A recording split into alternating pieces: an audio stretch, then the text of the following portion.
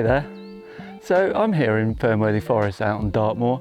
I've just walked up from Chagford. I don't know how many miles I've done, a fair few. I'm heading out to a camp spot. I've got lots of new camping gear to test out, and this is a bit of a gear test really. Got a new backpack. Pretty pleased with this actually. Sits nicely, it's lightweight, it's 900 grams in total. The actual pack weighs 12 kilos, which is a bit more than normal for me, but that's because I've got a few extra things along with me to test. Now, this is very comfy actually. I haven't had any problems with it. The sleep pad goes here. Now, I've got a different kind of sleep pad, I'll explain that a bit later. You can just about reach behind for the pockets, but I just opted to get a little attachment for my water bottle there. I'll probably knock the microphone there, never mind. Now, I've got a new tent, new airbed, and a new stove. I think those are the main things I'm going to be going over this time. I've got other things as well, which I'm going to be camping all summer, on and off, up around here and somewhere else probably. So we'll go over those at other times, all the little bits and pieces maybe. But the main test here is for a new tent. Well, it's kind of a tent. It's a cross between a tent, a tarp and a bivvy really, but it's very lightweight. I've been buying stuff from AliExpress. This was on AliExpress, this backpack. It was £38, so an absolute bargain for what essentially is an ultralight backpack. I've had no problems with AliExpress. I did have one order go amiss. Those were some carbon fibre trekking poles, because my tent is a trekking pole tent. So I've brought my old trekking poles. The poles that I've bought have actually gone through customs, absolutely fine, but they haven't been picked up by Royal Mail. So I've got another, I think, 2 or 3 weeks to wait before I can say that they're not delivered and get a refund. It's not a problem, I've had a refund before from AliExpress and it'll be absolutely fine. A lot of the items I bought in this video I got from AliExpress. Now, like with any marketplace, there's chances of getting scammed. To minimise the chance on AliExpress, I would suggest that you make sure they've been operating for at least 2 years and that they have a feedback score of at least 95%. That should be enough to protect you from any online scams. That's all I've got to say on this, so let's carry on with the video. I'm going to go and look for a camping spot. I don't know if I'm going to camp in my usual spot just outside here on the other end of Fernworthy Forest, or if I go over to Caroline Farm and camp there. I might go over to the farm. As it's by the pub, I might pop in the pub later. But I've got to collect some water, so I've got to find a stream. I've got a new Canuck water bag, really it is. It's an easy way to fill up water and connects easy to the Sawyer Squeeze. It's a breeze with a Sawyer Squeeze. Anyway, so let's crack on and go walking Devon.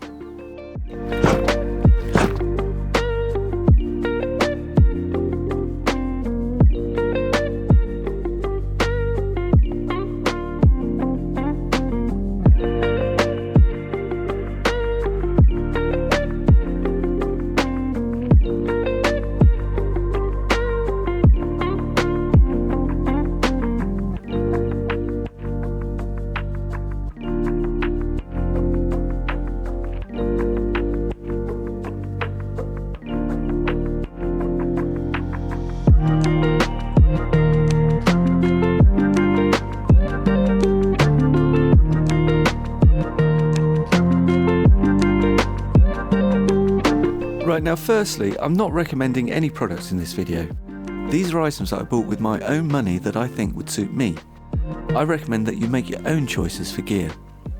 This tent is the Flames Creed Sunshang Ultralight tent.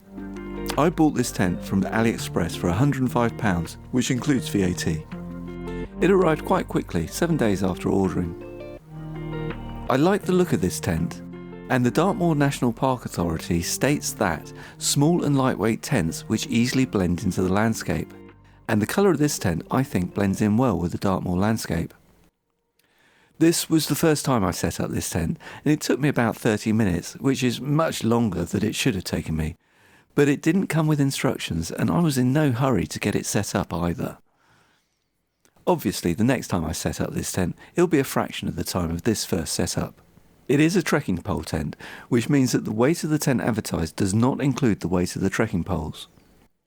The trekking poles I used here weigh about 300 grams each. The carbon fibre ones that are on order weigh in at 193 grams each.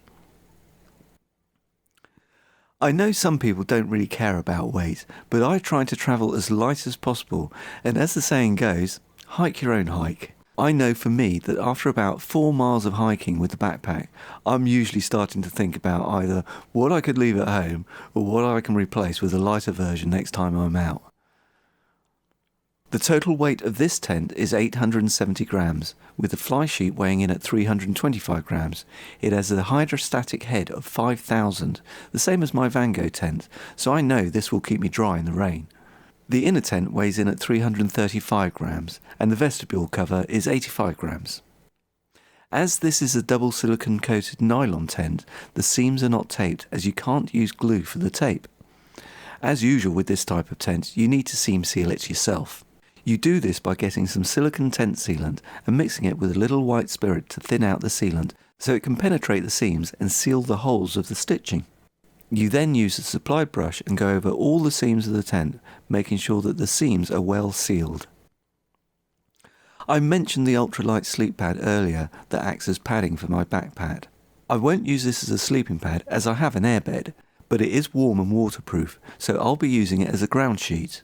You can buy these from ultralight stores online, but it's just closed cell foam, and I bought mine from efoam.co.uk. I had it cut to order, so mine is 2 meters by 70 centimeters and weighs in at 130 grams. My new airbed is a Light Tour sleeping pad. It has an R value of 5.8, making it lovely and warm, and it's pretty lightweight at 590 grams. It's also very comfortable to sleep on. I inflated it with the supplied stuff sack. Okay, well I finally got it set up. It took me a little while, but you know, it's the first time I've managed to set it up. I'm going to change the pegs. I did bring some other pegs with me. I thought I might have to change them. They're very small and they're not terribly good, but that's okay. I'm not too sure how well it'll hold up in high winds. Time will tell. There's a bit of a breeze tonight. Yeah, it's a bit difficult getting in and out of. As you can see, it's kind of a tarp. The inside part, which is the let's get in. This inside part, I've got my seat there in the way, let's move that out of the way, is quite compact. I'm tempted to just not have that and just use it as a fly sheet and just have a bivvy bag in there. I did bring a bivvy bag, but I'll try it like this tonight. It's a bit difficult getting in and out of, I think I already said that, but yeah. But the vestibule is nice and big. Plenty of room in there, as you can see. And this little flap I've just it sort of adds on to enclose the tent. You can just clip it back like that, so you've got a bit of an opening there, and that's quite a nice little area just to sit in, to be honest with you, with the chair. So I quite like that. So this is quite well known in the ultralight backpackers.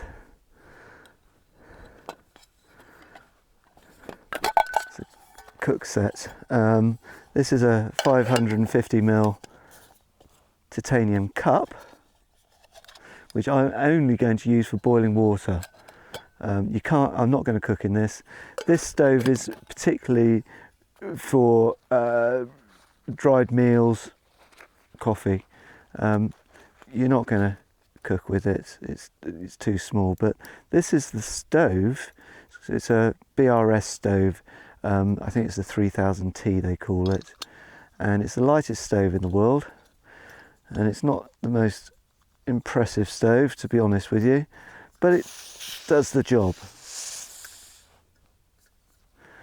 Now, I've made some modifications to it. For a start, it's not very stable, So what I did was I bought a little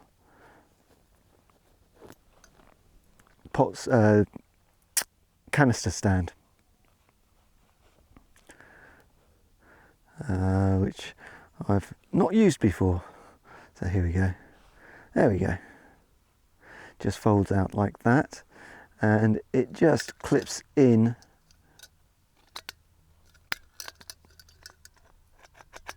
Oh, it's a bit looser than I thought it was going to be. Okay. But it fits in like that anyway. Now, what I did was, because Dartmoor's windy, it's actually not very windy at the moment, I've crafted this basically. I bought a piece of aluminium. It's 0.7mm thick, and it's 300mm by 150mm, and basically it just fits nicely over the top. Now, I'm going to stop this video right here. It might have been a mistake making this windshield. It seemed like a good idea, and it worked a few times when I tested it out, but the following morning the stove failed. I think what may have happened is that the wind funneled down the windshield and blew the flame down towards the canister, which melted the canister's valve. You can see the scorch marks here where the canister got hot. When I unscrewed the stove from the canister, all the gas escaped from the canister. Fortunately, there was no flame, so I got lucky here. And the pot just goes on like that. So I'm not going to use that as a cup. I've got a little silicone cup like this. I'm going to use that for my coffee, and I'm going to make a cup of coffee right now. Got myself a pot noodle for tonight. Nothing extravagant, but nice and cheap. Got a titanium spork, nice long-handled one. Ideal for this kind of thing. But I'm just going to relax, have my dinner, wait for it to get a little bit dark, and I think I'll go to the pub. But I'm glad I brought this seat along. Makes a big difference, this does. Just be able to lean back. It's not the first time I've said I enjoyed this seat, and it won't be the last, I'm sure of it. One of my best purchases, I think. But it's a grey evening. The view's actually behind me, I'm facing the wrong way. I'll turn around in a bit when I eat my dinner. And yeah, so I think I'm just going to enjoy the evening camping. It's fun making videos, but it can be quite distracting making a video while you're trying to enjoy yourself camping. So I'm just going to enjoy the evening, and I'll catch you in the morning.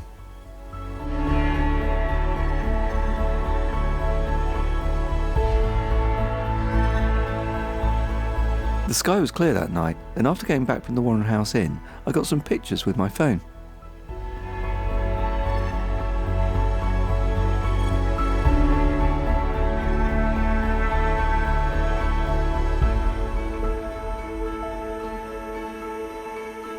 Well, good morning. Slept quite well. It's about 9:30 now.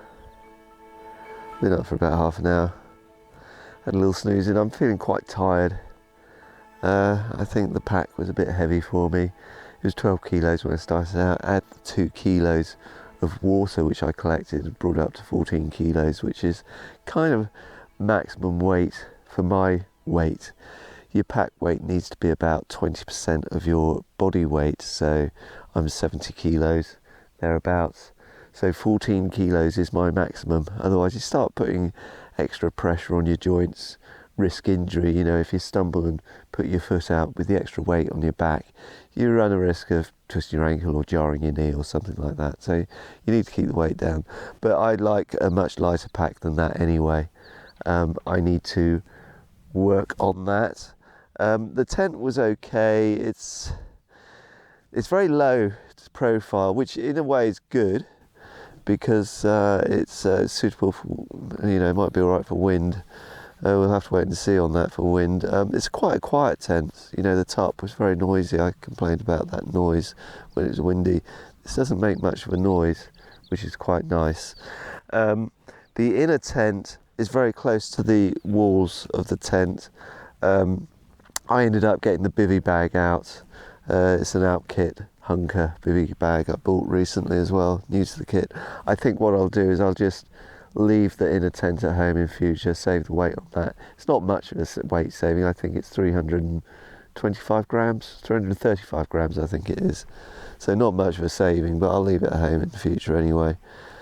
I'll make myself a cup of coffee in a minute. I'm going to head back today. I'm feeling quite tired. I'm just going to have a very slow walk back. I'm going to go through the forest, round the reservoir, and just enjoy the day to myself. I did about 10 miles yesterday, which isn't a lot, but with the weight, and I'm not used to it, I'm feeling a bit drained, so I'm going back today. I think that's about it. Oh, I got these little, like, they're beach shoes, very lightweight, weigh next to nothing. They're just very thin neoprene, but they're nice to slip on when you're around camp. Especially if you need to get up in the middle of the night and want to go and have a pee and you don't want to lace up your boots or anything like that. It's just like camp slippers in a way. I thought they were quite useful. So yeah, I'm just going to have a cup of coffee and pack up and head on. So yeah, let's crack on.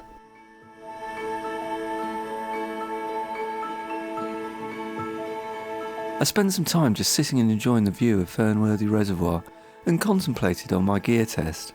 There's always something to learn from any camping trip, and this was no exception. I wanted to try the BRS stove because of the weight saving, but irregardless of what happened, it reminded me of my basic principle of camping. Keep it simple. The more parts, the more chance that something can fail. I will go back to my Trangia alcohol stove, purely because of the simplicity and reliability of it. The BRS stove could be a great stove in the right conditions. The wind on Dartmoor can be relentless, and a proper windshield would be a necessity, but not my attempt at making one. It may have just been a faulty stove, of course. On the whole, I was pleased with the gear that I brought with me this time, and although a little heavier than I would prefer, a few adjustments for next time will lead to a lighter pack. The closed cell foam pad worked well as a ground sheet, but not as the padding for the backpack. It was difficult to keep in place. I'll use a standard folding egg-type foam pad with this backpack, as it's more rigid. This was my first trip out this year, and I'm not up to the fitness level I want to be, but this trip will help towards that goal. But anyway, I hope you enjoyed this video. If so, please give it a like, and until next time, take care.